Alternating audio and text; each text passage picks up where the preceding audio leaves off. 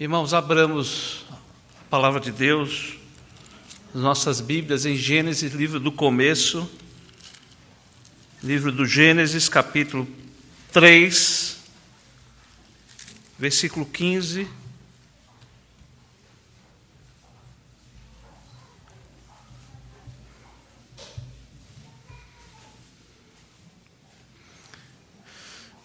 Diz assim a palavra do nosso Deus.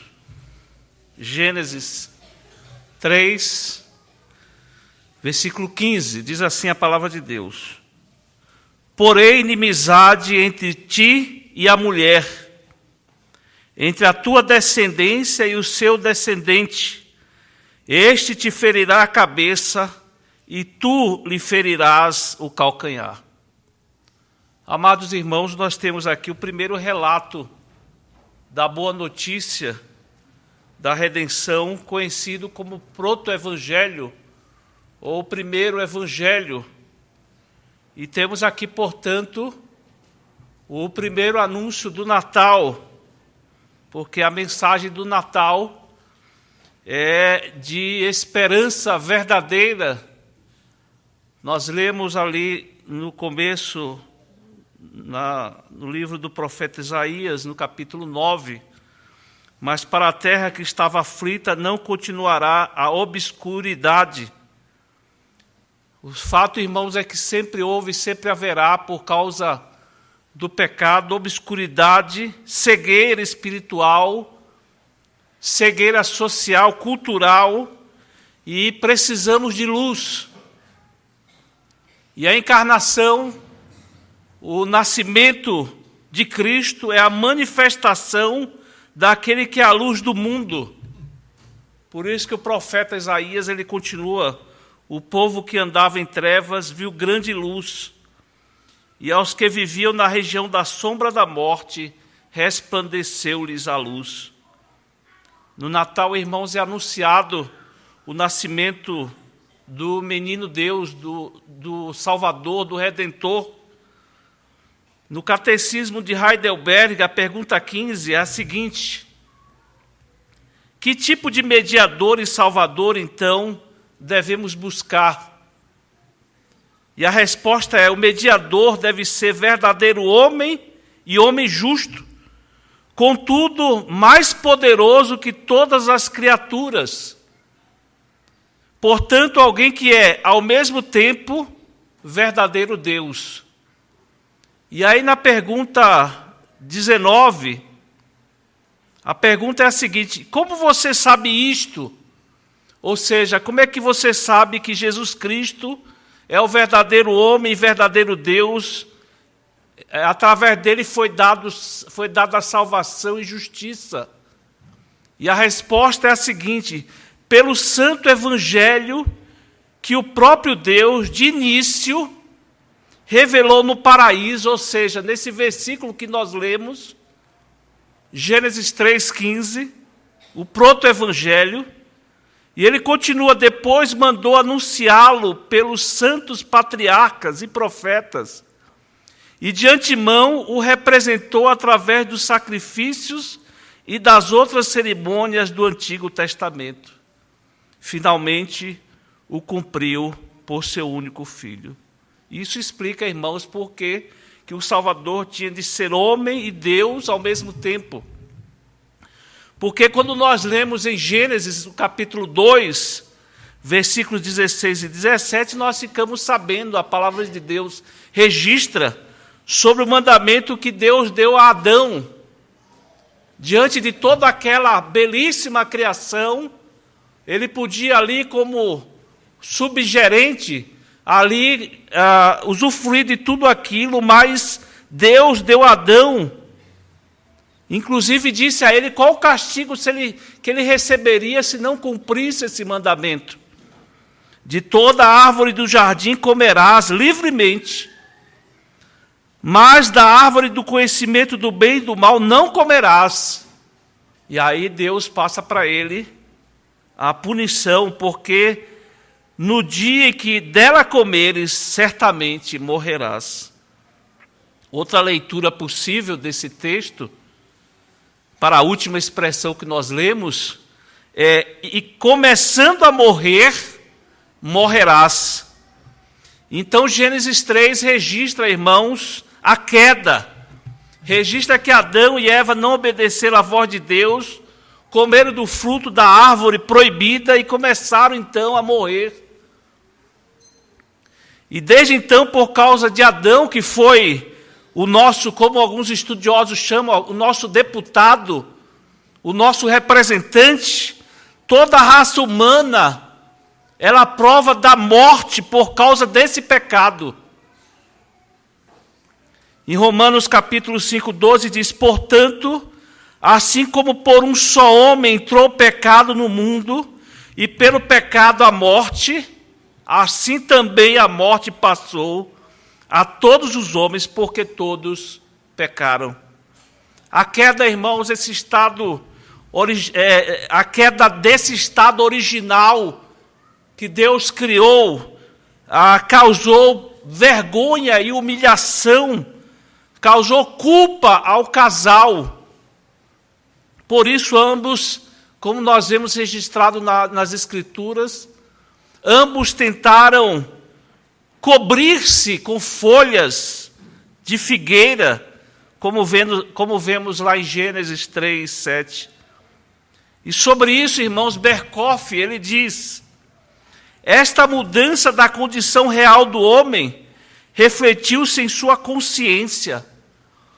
Houve primeiramente uma consciência da corrupção, revelando-se no sentido de vergonha, e no esforço que nossos primeiros pais fizeram para cobrir a nudez. E depois houve uma consciência da culpa, que achou expressão numa consciência acusadora e no temor de Deus que isso inspirou. E aí vem a promessa do Natal, irmãos. A promessa da redenção. Vemos o verdadeiro significado do Natal já nesses versículos iniciais da palavra de Deus. Deus faz uma promessa de redenção. Essa promessa surge no contexto da maldição de Deus à serpente e aos seguidores ao longo de toda a história. Por isso nós lemos em Gênesis 3,15, porém inimizade entre ti, ou seja, a serpente, e a mulher, entre a tua descendência e o teu descendente, ou seja, o descendente da mulher, este te ferirá a cabeça e tu lhe ferirás o calcanhar. Todo ser humano que nasce nesse mundo, irmãos, é semente do homem. Somente Cristo foi semente da mulher. Como nós vemos no período de Natal, Jesus, como homem, não teve pai, ele foi concebido no ventre de Maria pelo Espírito Santo. Não é isso que nós ouvimos sempre nesse período de Natal, irmãos?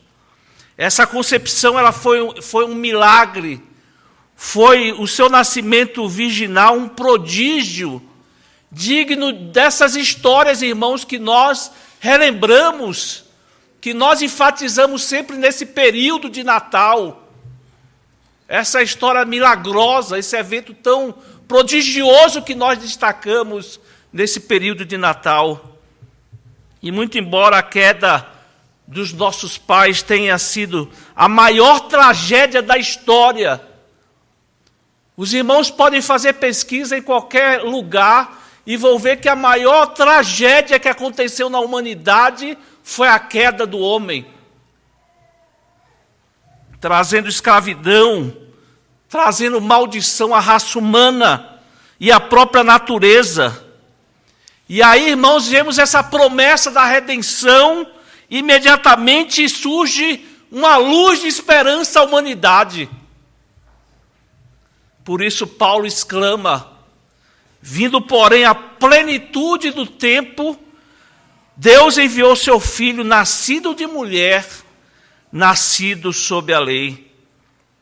O texto hebraico, irmãos, usa a palavra feminina, semente, tanto para falar da descendência da serpente como da descendência da mulher. No entanto, irmãos, o texto hebraico sugere que um descendente da mulher específico feriria a cabeça da serpente. E o pronome masculino, ele, é acrescentado para restringir a semente da mulher a um homem específico entre todos os descendentes. E esse detalhe, irmãos, da promessa é confirmado pela antiga tradução do hebraico para o grego, a Septuaginta, que usou especificamente o pronome masculino singular, ele, para se referir a um homem. A um homem.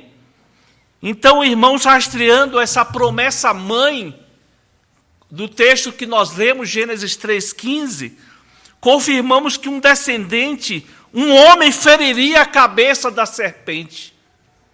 E toda a Bíblia, ela confirma essa afirmação, um homem nascido de uma virgem, conforme Isaías capítulo 7, 14, Mateus 1, 21, 23.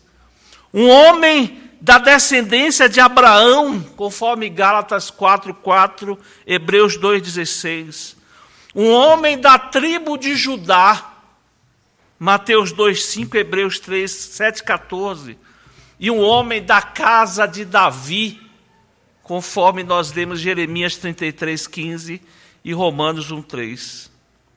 Em Gálatas, irmãos, no capítulo 3, 16, Paulo identifica precisamente o descendente prometido como Jesus. O descendente de Abraão seria Jesus, o homem verdadeiro e justo que feriria a cabeça da serpente, quando ele diz: ora, as promessas foram feitas a Abraão e ao seu descendente. Não diz, é aos descendentes, como falando de muitos, porém como de um só. É ao teu descendente que é Cristo. Ele confirma, né, as promessas, afirmando, é Jesus, é Cristo. E ainda observando, irmãos, o texto inicial, Gênesis 3,15, percebemos um contraste, né, quando ele diz, ele te ferirá a cabeça, versus tu lhe ferirás o calcanhar. E a palavra, irmãos, a mesma palavra é usada, ferirás, é usada aqui nas duas sentenças. A questão aqui, irmãos, o que muda é a região onde o golpe será dado. O golpe que o descendente da mulher dará na cabeça da serpente será mortal, permanente, um golpe irrecuperável. E a Bíblia continua usando essa linguagem, desse contraste de superioridade de Jesus sobre a serpente. Nós encontramos isso em Efésios, capítulo 1, 22, capítulo 5, 23, apresentam Cristo como a cabeça da igreja, é o cabeça da igreja. A igreja, irmão, só tem um cabeça, que é Cristo. E todas apresenta também como Cristo aquele que todas as coisas estão debaixo dos seus pés. Mas quando a Bíblia fala sobre a cabeça da serpente, mostra ela esmagada debaixo dos pés dos crentes, como nós vemos essa afirmação lá em Romanos 16, 20. Cristo, irmãos, venceu a serpente na cruz e venceu a morte, esses dois inimigos, venceu quando ele ressuscitou, quando ele ressurgiu dos mortos. Mas essa vitória, irmãos, será consumada quando Cristo vier em majestade e glória, como Paulo afirma em 1 Coríntios 15, 54 a 57. Essa é aquela tensão que nós vivemos já e ainda não, que o Novo Testamento nos apresenta, né, que nós já desfrutamos de realidades das conquistas de Cristo, mas ainda não desfrutamos de todas elas. Huckman, ele comentando Gênesis 3,15, ele diz o seguinte: poderíamos dizer que nesta passagem, Deus revela resumidamente todo o seu propósito salvífico para com todo o seu povo. A história da salvação posterior é um desdobramento do conteúdo dessa promessa mãe que nós vemos em Gênesis 3,15. A partir deste ponto, tudo na revelação do Antigo Testamento olha para frente, aponta para a frente e ansiosamente aguarda o Redentor prometido. E ao longo das eras, irmãos, a serpente ela continua infringindo danos à raça humana. Nós sabemos, irmãos, que seu veneno ele continua matando e arrastando multidões para o inferno. A serpente também feriu o calcanhar do Salvador. O Salvador teve que suportar, irmãos, a dor do castigo por causa dos pecados da raça humana. Ele esvaziou o cálice da ira de Deus até a última gota. Por vocês, irmãos, por mim. Ele fez isso por nós. Ele provou o abandono. Jesus provou o silêncio da solidão na cruz. O Salvador, irmão, Jesus morreu naquela cruz por vocês, por mim. Parecia até que Satanás tinha ferido a cabeça de Jesus. A esperança da redenção parecia ter morrido junto com o Salvador. Nós vemos isso que até os discípulos que deixaram Jerusalém e voltaram para as suas cidades, agiram como se a serpente tivesse vencido o Salvador. E nós vemos isso lá no final do Evangelho de Lucas, quando aqueles discípulos no caminho de Emaús caminhavam cabisbaixos, entristecidos, pensavam que ali tinha sido o final da história, pensavam que a serpente tinha vencido. Mas não foi isso que aconteceu, irmãos. A morte de Jesus não significou a vitória da serpente, mas precisamente aquilo significou o golpe mortal do Salvador na cabeça da serpente. Na cruz, irmãos, o Salvador matou a inimizade que havia, como Paulo enfatiza lá em Efésios 2,16. Na cruz, o Salvador, ele reconciliou o que estava em guerra com Deus, conforme mesmo Paulo fala em Colossenses 1,20. Na cruz, irmãos, ele anulou a nossa dívida e venceu os principados e potestades. Colossenses 2, 13 e 14. Na cruz, ele venceu o diabo e seus seguidores. Hebreus 2, 14, Apocalipse 17, 14. E na cruz, Jesus deu o golpe final que deixou a serpente agonizando. E aqui nós entendemos, irmãos, nesse texto nós entendemos porque o Salvador deveria ser verdadeiro homem, homem justo. Ele precisava ser homem para provar a morte. Ele precisava ser homem para salvar os homens. Ele precisava sofrer no corpo para redimir o corpo e a alma de pecadores como eu e como vocês. A morte, irmãos, não foi sinal da derrota de Jesus. A morte dele foi planejada na eternidade, conforme nós lemos em Apocalipse 13, 8. E ali fala do Cordeiro que foi morto desde a fundação do mundo. Sua morte, irmãos, foi profetizada na Escritura. O profeta messiânico Isaías, ele destaca no seu livro, e tudo aconteceu de modo previsto, tudo planejado pela Trindade, tudo isso aconteceria, a morte do Salvador, irmãos, não foi um desastre, mas ela cumpre cabalmente o plano de Deus, conforme nós lemos em 1 Coríntios 15, 3 e 4.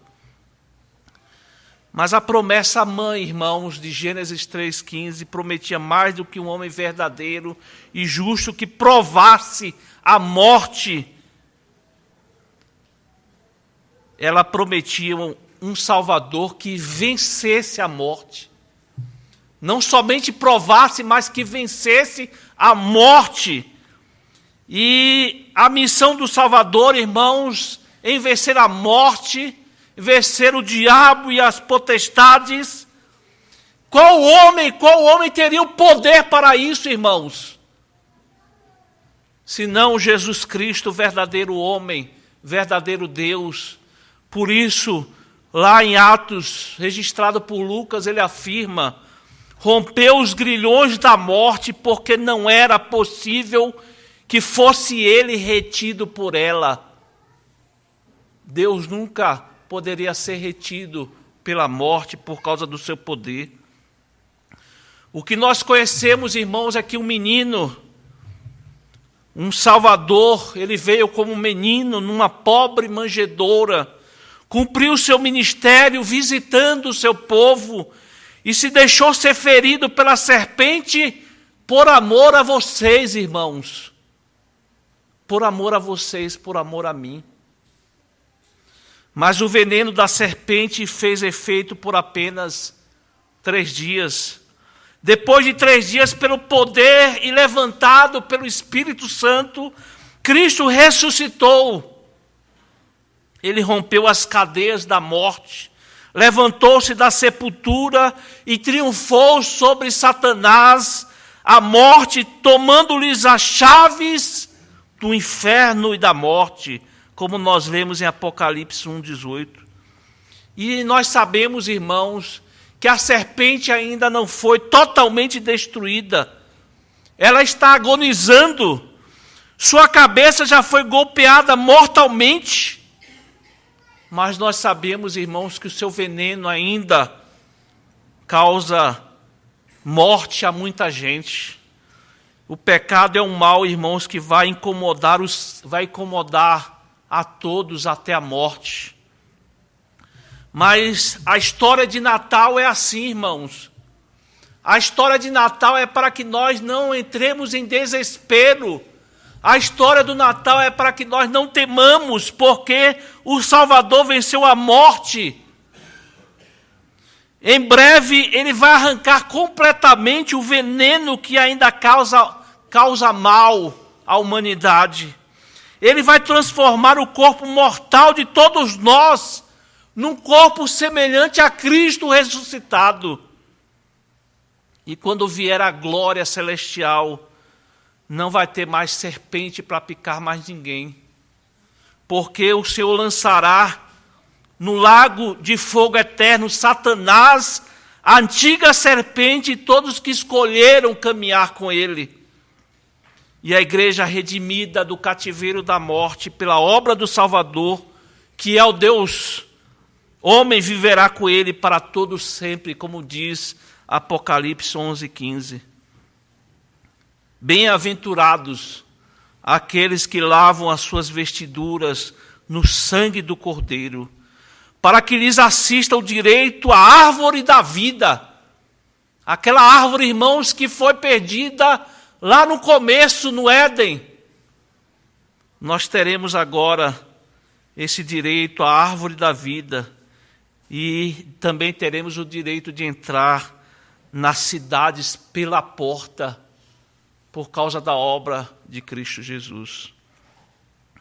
Um famoso teólogo suíço, Brunner, ele diz que todo homem tem um problema no passado, no presente e no futuro. No passado, culpa. No presente, medo. E no futuro, a morte. Mas a palavra de Deus diz, irmãos, que Jesus, ele nos salva de todas essas consequências. Todas essas consequências do pecado. Jesus, ele nos perdoa da culpa de nossos erros passados. O sangue de Cristo nos lavou, nos purificou. Jesus Cristo, ele nos livra do medo no presente, porque ele está conosco, irmãos. Jesus mesmo prometeu: eis que estarei convosco até a consumação dos séculos. E Jesus também nos livrará da morte eterna, pois ele já mostrou, ele é a primícia dos que dormem. Ele já mostrou o seu poder e nos ressuscitará. E é isso que o Natal representa, irmãos. É isso que o Natal representa, a redenção. É por isso que os cristãos celebram o Natal. É por isso que nós, nesse mês de dezembro, celebramos o Natal, cantamos hinos ao Senhor, louvando a Deus pelo nascimento de Cristo. Porque um menino nos nasceu, um filho se nos deu, o governo está sobre os seus ombros, e o seu nome será Maravilhoso Conselheiro, Deus Forte, Pai da Eternidade, Príncipe da Paz. Eu quero terminar, irmãos, com a poesia do presbítero Solano Portela. Não a poesia, mas a última estrofe, que diz o seguinte: mas sabemos bem que o nosso Natal não está nos presentes nem no festival. É mais do que isso, consiste, afinal, da vinda de Cristo, da morte do mal. Que Deus nos abençoe, irmãos. Amém.